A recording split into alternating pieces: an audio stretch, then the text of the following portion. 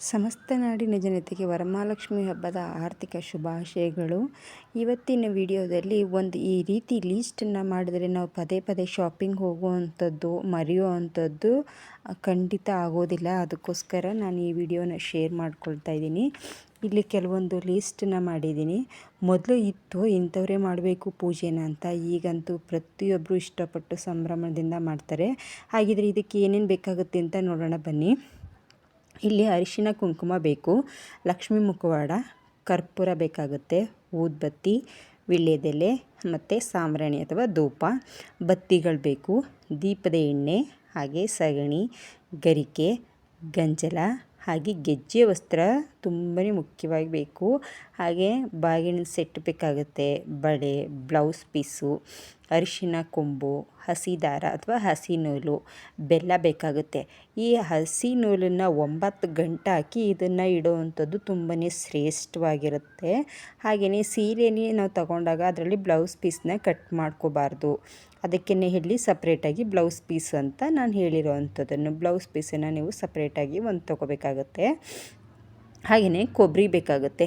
ಕೊಬ್ಬರಿನ ಮತ್ತು ಕಡಲೆ, ಹೂವು ಮತ್ತು ಬಾಳೆದೆಲೆ ಬೇಕು, ತೆಂಗಿನಕಾಯಿ, ಬಾಳೆಹಣ್ಣು, ಅಕ್ಕಿ, ತಾಮ್ರದ ಬಿಂದಿಗೆ, ತಟ್ಟೆ, ಕಾಯಿನ್, ದೇವಿ ಕೂರಿಸೋದಕ್ಕೆ ಮಣೆ ಅಥವಾ ಮಂಟಪ, ದೀಪಗಳು ಬೇಕಾಗುತ್ತೆ. ಬೆಳ್ಳಿ, ಮಣ್ಣಿನ ದೀಪ, ಹಿತ್ತಳೆ ಯಾವ್ದು ಬೇಕಿದ್ರೂ ಆಗುತ್ತೆ. ಹಾಗೆ ಸೀರೆ, ತಾಳಿ ನೀವು ಕಳಶಕ್ಕೆ ಹಾಕೋದಿಗೂ ನಿಮ್ಮ ವಾಡಿಕೆ ಇತ್ತು, ನಿಮ್ಮ ಮನೆಯಲ್ಲಿ ಇದೆ ಅಂದರೆ ಹಾಕೋಬೋದು, ಇಲ್ಲ ಅರಿಶಿನ ಕೊಂಬು ಬೇಕಿದ್ರೂ ಹಾಕೋಬೋದು.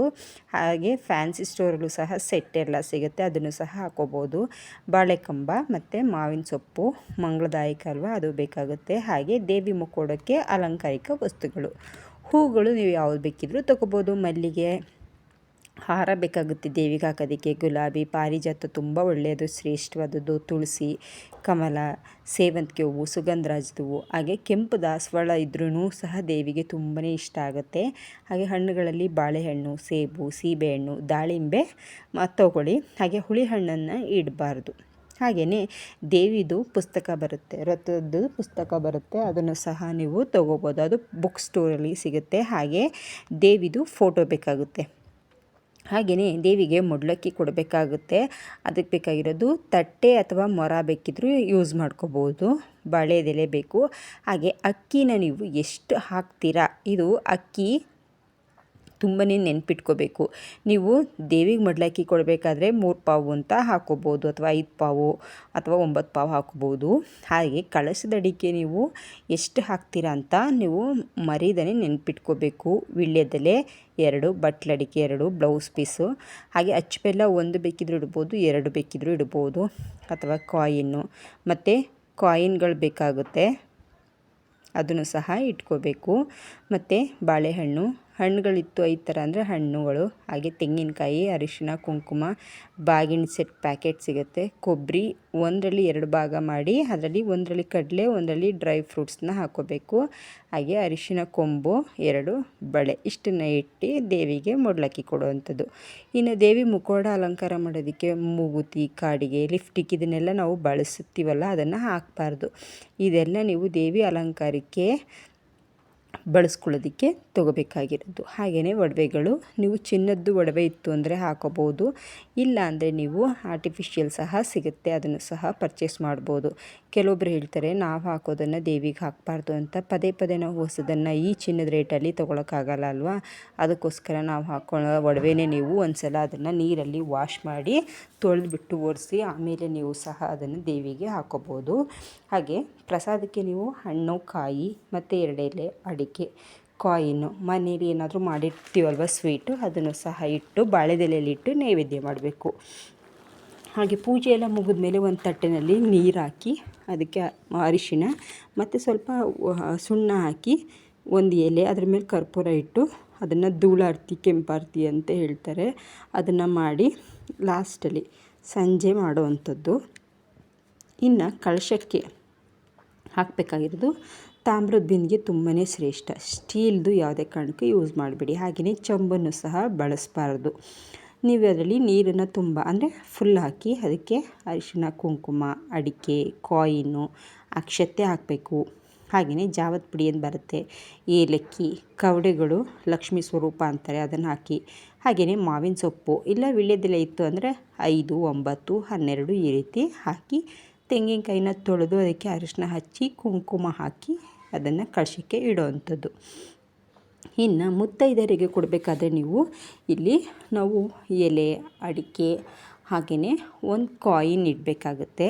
ಹಾಗೆಯೇ ತೆಂಗಿನಕಾಯಿ ನೀವು ಈ ಕೊಡಬೇಕು ಅಂತ ಮನಸ್ಸಿದ್ದು ಆ ಶಕ್ತಿ ಇದ್ದರೆ ತೆಂಗಿನಕಾಯಿ, ಬ್ಲೌಸ್ ಪೀಸು, ಬಳೆ, ಹೂವು ಎಲ್ಲ ಇಟ್ಟು ಕೊಡ್ಬೋದು. ಇಲ್ಲಾಂದರೆ ಎಲೆ, ಅಡಿಕೆ, ಒಂದು ಕಾಯಿನ್, ಅರಿಶಿನ ಕುಂಕುಮ ಕೊಟ್ಟು ಹೂ ಕೊಟ್ಟು ನೀವು 2 ಬಾಳೆಹಣ್ಣು ಇಟ್ಟು ಕೊಡ್ಬೋದು. ಇನ್ನು ಅವರಿಗೆ ಮಡ್ಲಕ್ಕಿ ಅಂದರೆ ಅಕ್ಕಿನ ಇಟ್ಟು ಕೊಡೋದು ಬೇಡ. ನಾವು ಲಕ್ಷ್ಮೀನ ಮನೆಗೆ ಕರೆಯುತ್ತಿರೋದ್ರಿಂದ ನೀವು ಅಕ್ಕಿನ ಮಡ್ಲಕ್ಕಿ ಆ ದಿನ ಶುಕ್ರವಾರ ದಿನ ಕೊಡಬಾರ್ದು ಅಂತ ಹೇಳ್ತಾರೆ. ನೀವು ಎಲೆ, ಅಡಿಕೆ, ತೆಂಗಿನಕಾಯಿ ಇಟ್ಟು ಕೊಟ್ಟರೆ ಸಾಕಾಗುತ್ತೆ. ಹಾಗೆಯೇ ದೇವಿ ಪುಸ್ತಕ ಓದ್ತೀವಿ ಪೂಜೆ ಎಲ್ಲ ಆದಮೇಲೆ, ಆಗ ದೇವಿದ ಅರ್ಚನೆ ಮಾಡಿ ಕುಂಕುಮ ಅರ್ಚನೆ ಮಾಡಬೇಕು. ಅದನ್ನು ಒಂದು ಬಾಕ್ಸಲ್ಲಿ ಎತ್ತಿಟ್ಕೊಂಡು ಪ್ರತಿದಿನ ಹಣೆಗೆ ಹಚ್ಚೋದ್ರಿಂದ ತುಂಬಾ ಒಳ್ಳೆಯದಾಗುತ್ತೆ. ಅಷ್ಟೊತ್ತರ ನಿಮಗೆ ಬರಲಿಲ್ಲ ಅಂದರೆ ಈಗೇನು ಮೊಬೈಲಲ್ಲೇ ಇರುತ್ತೆ, ಅದನ್ನು ಪ್ಲೇ ಮಾಡಿ ಅರ್ಚನೆ ಮಾಡ್ಬೋದು.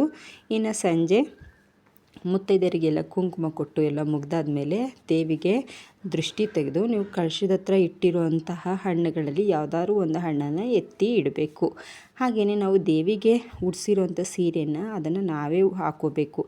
ದೇವಿ ಕಳಶ ಎಲ್ಲ ತೆಗೆದಾದ್ಮೇಲೆ ಅದನ್ನು ಒಂದು ಸಲ ಉಟ್ಟು ಆಮೇಲೆ ತೆಗೆದಿಡುವಂಥದ್ದು. ಹಾಗೆಯೇ ತೆಗೆದು ಮಡಚಿ ಅದನ್ನು ಫೋಲ್ಡ್ ಮಾಡಿ ಎತ್ತಿಡಬಾರ್ದು. ಒಂದು ಸಲ ನಾವು ಅದನ್ನು ವೇರ್ ಮಾಡಿ ಆಮೇಲೆ ಎತ್ತಿಡಬೇಕು. ಹಾಗೆಯೇ ಬೇರೆಯವರಿಗೆ ಕೊಡಬಾರ್ದು. ಇನ್ನು ಕಳಶಕ್ಕೆ ನಾನಿಲ್ಲಿ ಕಳಶ ಇಡಬೇಕಾದ್ರೆ ಕರೆಕ್ಟಾಗಿ ಎಷ್ಟು ಹಾಕಿರ್ತೀರ ಅಕ್ಕಿನ ನೆನ್ಪಿಟ್ಕೊಳ್ಳಿ ಅಂತ ಹೇಳಿದ್ದೆ ಅಲ್ವಾ. ಯಾಕೆ ಅಂತ ಹೇಳಿದ್ರೆ, ನೀವು ಕಳಶ ಇಡಬೇಕಾದ್ರೆ ಅಕ್ಕಿನ 3 ಪಾವು ಅಥವಾ 9 ಅಥವಾ 5 ಪಾವು ಅಥವಾ ಲೋಟದಲ್ಲಿ ಬೇಕಿದ್ರೂ ಹಾಕ್ಕೋಬೋದು.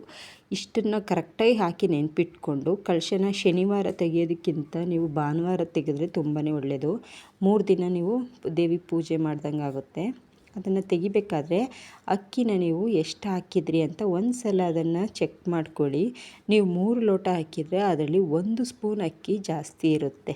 ಇದನ್ನು ನೀವು ಒಂದು ಸಲ ಪರೀಕ್ಷೆ ಮಾಡಿ ನೋಡಿ. ಇದು ಪೂರ್ವಕಾಲದಿಂದ ಅಂದರೆ ನಮ್ಮ ಪೂರ್ವಿಕರ ಕಾಲದಿಂದ ಇದನ್ನು ನಡ್ಕೊಬಂದಿದೆ. ಇದು ಸತ್ಯನೇ ಇರುತ್ತೆ. ನೀವು ಒಂದು ಸಲ ಇದನ್ನು ಪರೀಕ್ಷೆ ಮಾಡಿ ನೋಡಿ. ಹಾಗೆ ಈ ವಿಡಿಯೋ ನೋಡಿದ್ರಿ ಅಲ್ವಾ, ನಿಮಗೇನಾದರೂ ಯೂಸ್ಫುಲ್ ಆಯಿತು, ಈ ವಿಡಿಯೋ ಇಷ್ಟ ಆಯಿತು ಅಂದರೆ ಲೈಕ್ ಮಾಡೋದನ್ನು ಮರಿಬೇಡಿ. ಹಾಗೆಯೇ ನನ್ನ ಚಾನಲ್ನ ಹೊಸದಾಗಿ ನೋಡೋರು ಸಬ್ಸ್ಕ್ರೈಬ್ ಮಾಡಿ. ಹಾಗೆಯೇ ಫ್ರೆಂಡ್ಸ್ ಮತ್ತು ಫ್ಯಾಮಿಲಿ ಜೊತೆ ವಿಡಿಯೋನ ಶೇರ್ ಮಾಡಿ ಅಂತ ಕೇಳ್ಕೊಳ್ತೀನಿ. ಮತ್ತೊಮ್ಮೆ ಸಮಸ್ತ ನಾಡಿನ ಜನತೆಗೆ ವರಮಹಾಲಕ್ಷ್ಮಿ ಹಬ್ಬದ ಆರ್ಥಿಕ ಶುಭಾಶಯಗಳು. ದೇವಿಯ ಆಶೀರ್ವಾದ ಸಮಸ್ತ ನಾಡಿನ ಜನತೆಗೂ ಇರಲಿ, ಎಲ್ಲರಿಗೂ ಒಳ್ಳೆಯದಾಗಲಿ ಅಂತ ಕೇಳ್ಕೊಳ್ತೀನಿ. Thank you for watching. See you in next video.